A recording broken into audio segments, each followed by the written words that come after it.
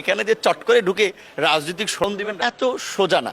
আপনি এত সাহসী কন্যা হলে, এত মানে বীর কন্যা হলে আপনি তো দেশ থেকে পালাতেন না। এর আগেও বিভিন্ন স্বৈরাচারদের পতন হয়েছে, এরশাদের পতন হয়েছে, আর অনেকের পতন হয়েছে, কই কেউ তো দেশ ছেড়ে পালায়নি। এবং দেখেন দেশের অবস্থাটা এমন জায়গায় নিয়ে গেছে, শুধু শেখ হাসিনা পালান নাই, বাইতুল মোকাররমের ইমাম খতিব পর্যন্ত পালিয়ে গেছে, দেশটাকে এমন একটা নরকের জায়গায় নিয়ে গেছিল। সুতরাং শেখ হাসিনা এই দেশে চট করে ঢোকার সুযোগ নেই। তার হাতে হ্যান্ডকাপ পরিয়ে কোমরে রশি লাগিয়ে দেশে ফিরিয়ে আনতে হবে, যে তার বিচার করার জন্য, গণহত্যার বিচার করার জন্য, এবং এই বিচারের মুখোমুখি তিনি হবেন। সুতরাং তার নেতাকর্মীদেরকে তিনি অতল সাগরে ফেলে তিনি দেশ থেকে পালিয়ে গেলেন।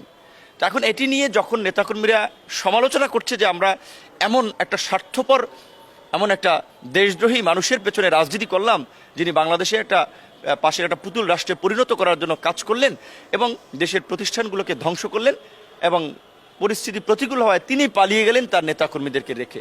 এখন আওয়ামী লীগের নেতাকর্মীরা অনেকে পদত্যাগ করছে, অনেকেই আওয়ামী লীগ করবে না বলে ঘোষণা দিচ্ছে, অনেকে নিজেরাও দেশ থেকে পালাচ্ছে।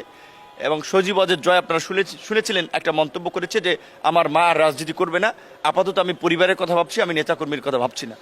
আবার কয়েকদিন পরে তিনি বললেন না, আমরা রাজনীতি করব, তারেকের সাথে আমার ভালো সম্পর্ক, পারিবারিক সম্পর্ক, আমরা বিএনপির সাথে নেগোসিয়েশন করব। বা বিএনপির সাথে কি নেগোসিয়েশন করবে? বিএনপির প্রধান নেত্রী খালেদা জিয়াকে আপনার বিষ প্রয়োগের মাধ্যমে মৃত্যুর দুয়ারে ঠেলে দিলেন, তারেক রহমানকে এত বছর দেশে আসতে দেননি, বিএনপি জামাতের হাজার হাজার নেতাকর্মীকে হত্যা করলেন। আপনি কিসের সমঝোতা হবে?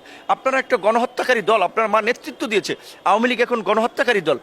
কাজে এখন যখন বুঝতেছে যে জনসমর্থনটা নাই হয়ে যাচ্ছে, আস্তে আস্তে রাজনীতি থেকে আওয়ামী লীগ অপ্রাসঙ্গিক হয়ে যাচ্ছে, তখন মূলত নেতাকর্মীদের মনোবল চাঙ্গা করার জন্য এই নাটকটা আপনার কারোর সাথে কথা বলে সাজিয়ে আবার তারাই ফাঁস করেছেন যে আমি চট করে দেশে ঢুকবো।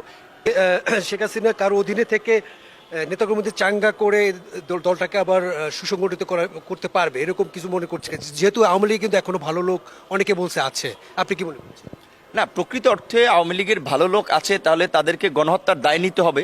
এই 15 বছরে যে অত্যাচার, নির্যাতন, নিষ্পেষণ চলেছে, দেশের অর্থনীতি, বিভিন্ন প্রতিষ্ঠান যে ধ্বংস করা হয়েছে, আওয়ামী লীগের ভালো লোকগুলো তখন কোথায় ছিল? সেগুলো নিয়ে প্রতিবাদ করেছে। 14 সালে বিনা ভোটে নির্বাচন হয়েছে, 18 সালে মধ্যরাতে নির্বাচন হয়েছে, 24 সালে একতরফা নির্বাচন হয়েছে, বাংলাদেশকে ভারতের একটা অঙ্গরাজ্য বানানো হয়েছে। আওয়ামী লীগের ভালো লোকেরা কি প্রতিবাদ করেছিলেন?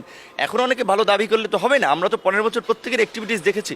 আওয়ামী লীগ যারা করেছেন তারা নীতি নৈতিকতা বিসর্জন দিয়েই তারা আওয়ামী লীগ করেছেন। আর এই গণহত্যাকারী দল হিসেবে আওয়ামী লীগের এদেশে রাজনীতি করার কোনো প্রাসঙ্গিকতা নাই, কোনো নৈতিক বৈধতা নাই, এবং আমার মনে হয় না যে আসলে এদেশের মানুষ আওয়ামী লীগকে গ্রহণ করবে। ওই দুর্বৃত্ত, মাফিয়া, লুটেরারাই হচ্ছে আওয়ামী লীগকে হয়তো গ্রহণ করতে পারে, কিন্তু করছেন কিনা যে